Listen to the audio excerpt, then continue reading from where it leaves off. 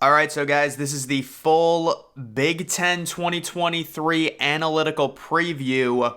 I found these ratings online, the K Ford ratings. This is super in-depth stuff. I'm going to go through every single Big Ten team, talk about the expectations based on the analytics, based on their current schedule. But you can see just right off the bat, Ohio State, 58% chance to make the conference championship. Wisconsin sitting at 47%. Take a look at the Big Ten East, very top heavy. Ohio State, the number 2 overall team. Michigan at number 4. This is according to analytics.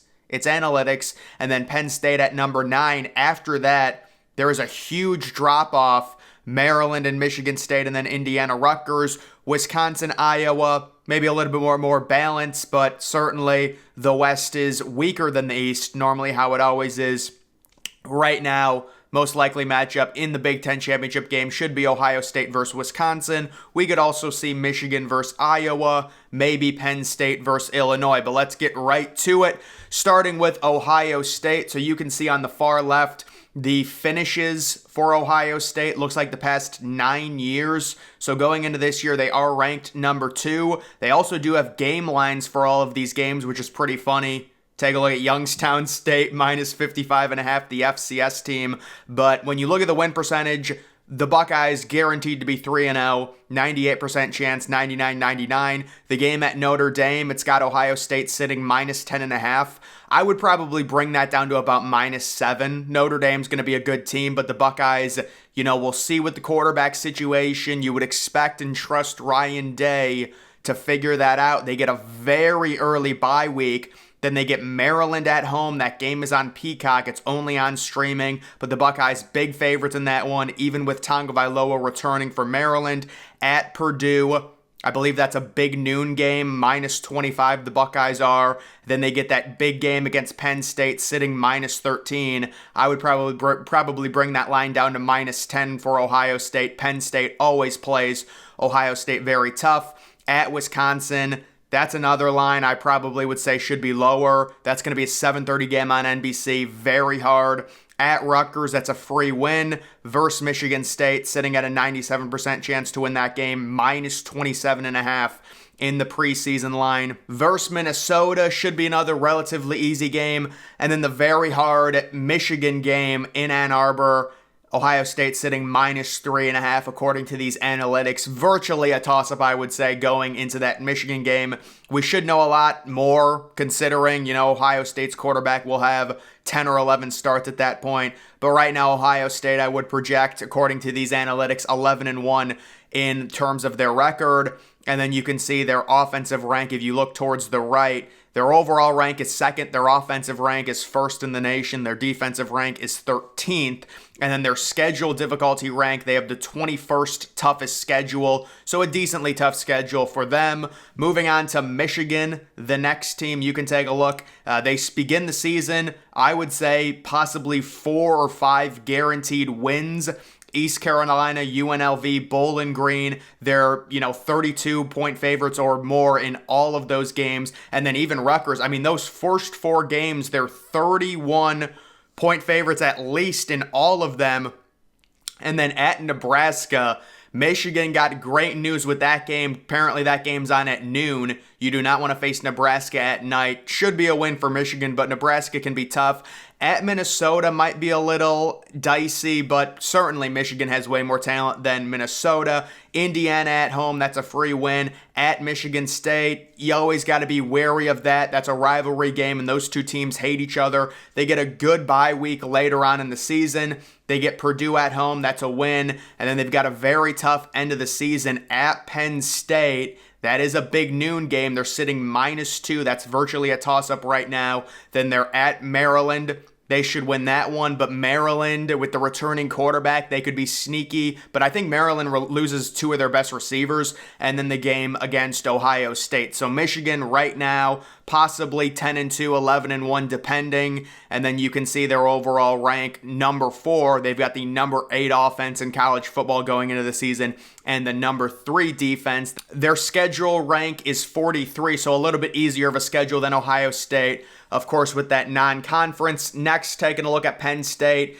Beautiful schedule for Penn State. A lot of people love Penn State this year. West Virginia, they're sitting minus 20.5. That's a 7:30 game. That is a beautiful start. Delaware is a free win. Illinois, I do not like Illinois this year. I think that's another pretty easy win for Penn State, although it is an early morning game. It's going to be 11 a.m. Week 4 versus Iowa, the whiteout game. You would expect them to just overwhelm Iowa with more talent, but Iowa, they do have Cade McNamara. They've gotten some players in the portal. We'll see. At Northwestern, we all know what's going on with Northwestern. That's a free win. They get a bye week, kind of a little bit more early in the season. They get UMass at home, one of the worst FBS teams, the Independent. That's a guaranteed win. At Ohio State, that is their brutally difficult game. They get Indiana at home. That's a free win. At Maryland, it gives them an 80% chance. Maryland is trying to start up a rivalry with Penn State. They've been trying to do that for a while, but Penn State, you would expect a victory there. Didn't Maryland beat Penn State during the 2020 year? But then Michigan, that's going to be a huge game for Penn State. This year, Penn State, they've got to try and go 1-1 against Michigan and Ohio State. You know, and in that Michigan game, you get them at home. You would figure, toss-up game, they're +2. We'll see. And then their last 2 games, very easy. Rutgers at home, and then a neutral site game with Michigan State. They're sitting -14 in that. So for Penn State, I would say 10-2, 9-3, but there are a lot of people that think Penn State, they can go 11-1. They've got a very easy non-conference. They don't have Wisconsin in the crossover. They have Iowa, but they're at home, and it's just those 2 games versus Michigan and at Ohio State. You can see their overall ranking 9th in the country, the 19th best offense, the 5th best defense. Their schedule ranking right along par with Michigan at 41. The next team is Maryland. So taking a look, they start off, I would say 3 very easy games, guaranteed wins. Maryland returns their quarterback, Tagovailoa. Do have some question marks regarding, the situation with the receivers, but they should start off 3-0. Week 4, I would say that's probably a loss. They're 2.5-point underdogs at Michigan State, but it is a toss-up. Week 5, this is a nice schedule early on for Maryland. I'll be honest, they could legitimately start 5-0 going into Ohio State, or at least be 4-1, you would think.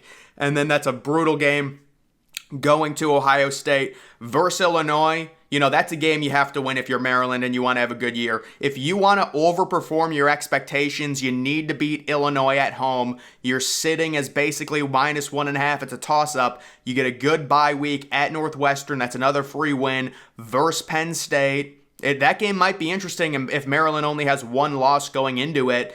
Then you're at Nebraska. Probably going to be tough, probably a toss-up versus Michigan's really tough at Rutgers. I think this is a manageable schedule for Maryland to at least go 7-5, but possibly 8-4. Even if you factor in a loss at Ohio State, you factor in the Penn State and Michigan losses, that gives you 1 more game you can lose. I don't feel confident with Maryland, at Nebraska. Right now, their overall ranking is 46th in the nation. They actually have a better defense than offense, apparently, and the 33rd toughest schedule for them. That's even with a fairly easy non-conference. Towson, Charlotte, and Virginia. Very easy games. Virginia this year should be terrible. Next, it is Michigan State, so they're projected possibly to make a bowl game, maybe 6-6. They start with Central Michigan and Richmond. Honestly, they could lose to Central Michigan. I expect them to win, but, we'll see. They've got a 90% chance. Then they've got that tough game versus Washington. This model only has them as 5.5-point underdogs, so that's pretty good if you're Michigan State, and really you don't have a lot to lose. Washington has been getting hyped so much in the preseason. You go into that game at home very loose. The only problem with that game, it's on Peacock. That is streaming only. It's pretty crazy. They get Maryland at home. If you're Michigan State, you got to somehow win that game. At Iowa, that's a brutal game. They get a bye week. At Rutgers, they're sitting only -7.5 at Rutgers. Michigan at home, that's going to be very tough, obviously. At Minnesota, you're going to be underdogs in that game. Versus Nebraska, slight favorites. At Ohio State, that's a loss. At Indiana, and then Penn State. So this is a brutal schedule. There's no denying it. A lot of it has to do with that non-conference Washington game. Also, the crossover at Iowa is brutal. Nebraska at home. I could see this team going 4-8 or 5-7 with this schedule. It is not an easy schedule. It is the 9th hardest schedule in college football, according to these rankings. Next, we're looking at Rutgers. So Rutgers projected to go an even 4-8, 4.0 to 8.0. We'll see if that happens, but they begin versus Northwestern. I mean, you would figure that's a win for Rutgers with everything that's happened to Northwestern. Knowing them, they'll probably somehow lose, but you get Temple at home. Temple is really bad as well. They could start 2-0. And then they get Virginia Tech at home. So Rutgers might have the best early season home schedule. Those are 3 almost toss-up games. They're probably going to go 2-1 in those 3 games, I would expect. And then they're at Michigan. That's a loss. Versus Wagner, a random FCS game pops up in the middle of the season. They're -43.5. These are not the actual lines. This is just based off of the models, but it is still funny. At Wisconsin, that's a loss. Versus Michigan State, maybe you can pull off the upset depending. Michigan State's going to have way more talent than them, though. At Indiana, that's a toss-up, but I would probably give Rutgers a slight advantage. Versus Ohio State is a loss. At Iowa, at Penn State, those are 3 straight losses. And then versus Maryland, you're probably going to be underdogs there. So honestly, I think Rutgers might have an outside chance at making a bowl. They're going to have to start 3-0. If they can start 3-0, beat Wagner, beat MSU, that's 5 wins, and then beat Maryland. That's really their only way to, maybe they pull off a crazy upset. Oh yeah, at Indiana, they could win that game as well. I don't know. I think Rutgers might be able to make a bowl this year. We'll have to see. And then Indiana, this is the worst team in the East.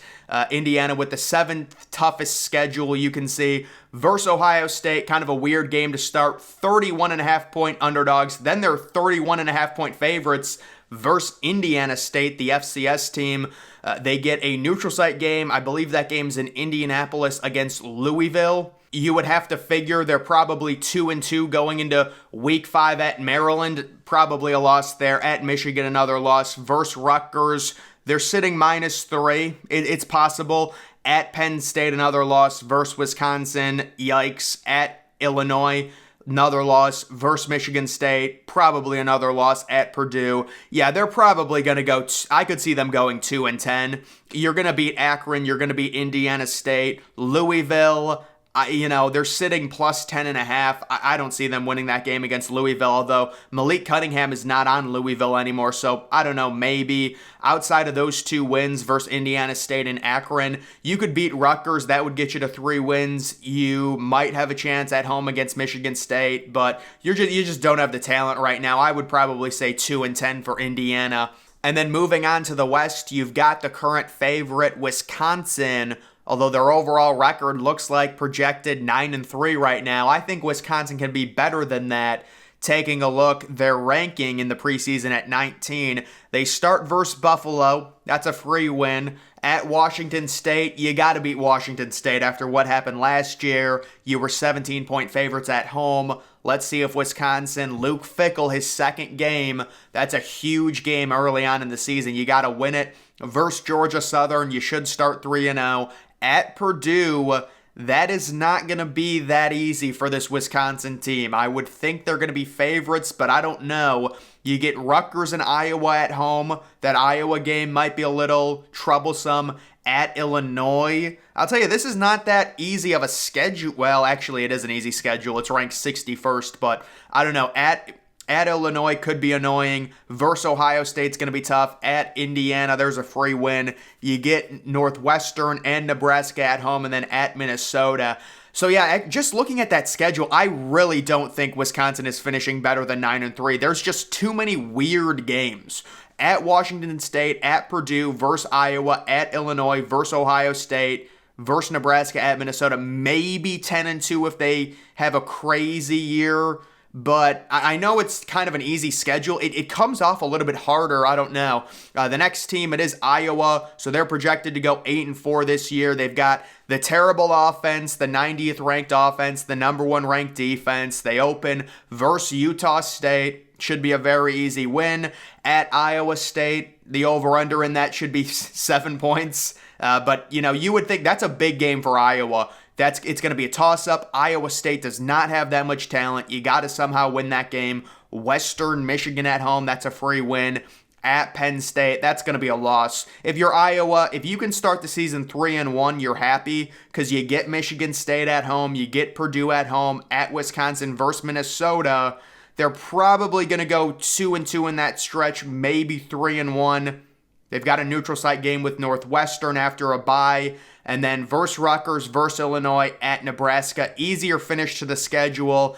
I see 8-4. I would agree there. Maybe 7-5 if they can't do anything on offense like last year. But Iowa, the thing with Iowa is it tends to be every other year or something like that. So maybe they'll be better this year. Some people, I guess last year they somehow made the freaking Big Ten championship, but they had just a historically bad offense. Next, it's Illinois. They're projected to possibly go 6-6 or 7-5. I don't even know if they're going to beat Toledo. All right, they'll probably beat Toledo, but Toledo is not bad. They're the best team in the MAC, At Kansas, I think they lose that game to Kansas. Kansas is going to have a better offense. They're going to be at home. Versus Penn State, that should be a loss. Versus Florida Atlantic, that's not a guarantee. They have a tough non-conference schedule. Toledo's no gimme for them. Florida Atlantic's not a gimme, but you would expect them to hopefully win both of those games if you're the Big Ten.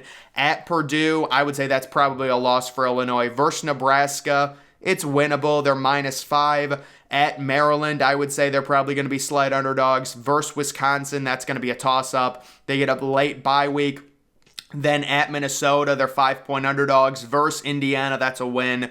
At Iowa, that's going to be tough. Versus Northwestern. So Illinois, I'm concerned with them this year. I could see 6-6, and that would be a letdown considering what happened with Illinois last year. If you lose to Kansas, if you lose to Purdue, you lose to Penn State, there's 3 losses early, and you still have games with Wisconsin, at Maryland, at Minnesota, at Iowa.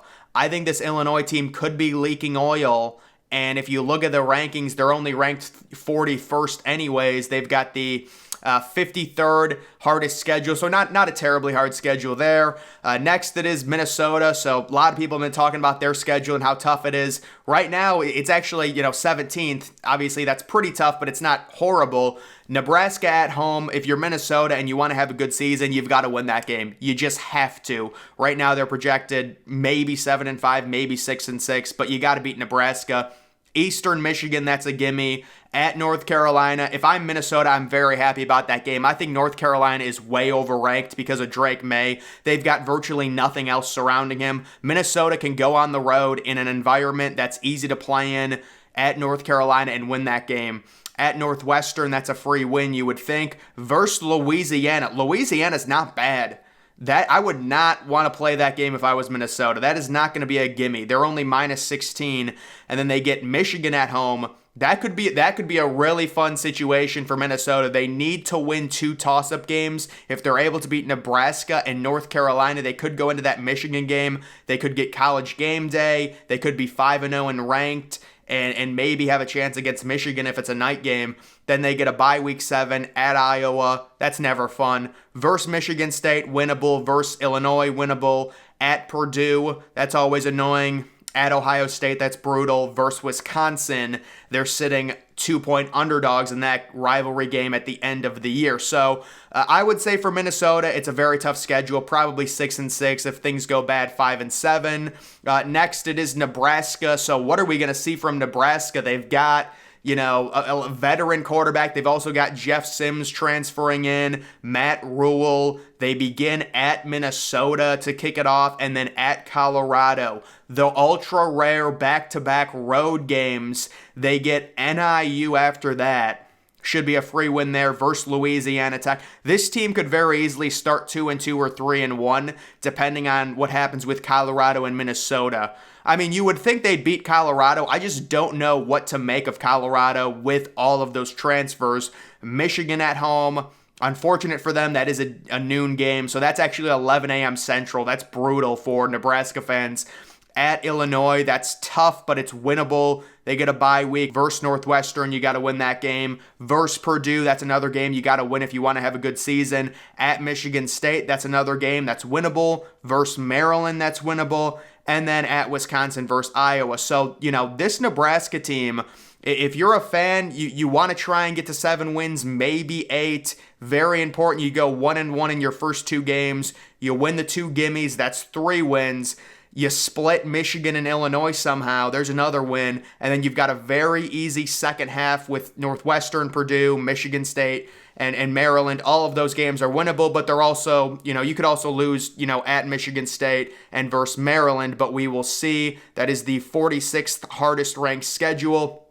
Next, it is Purdue. So Purdue begins with Fresno State at home. Fresno State's a decent team. They're only sitting -7 in that. That's going to be a tough game to Purdue. They need to win that game for the Big Ten. If they lose that game, that's going to look really bad for the conference. At Virginia Tech, that's another game where, they're sitting -2. That's going to be tough. Virginia Tech has good home field advantage.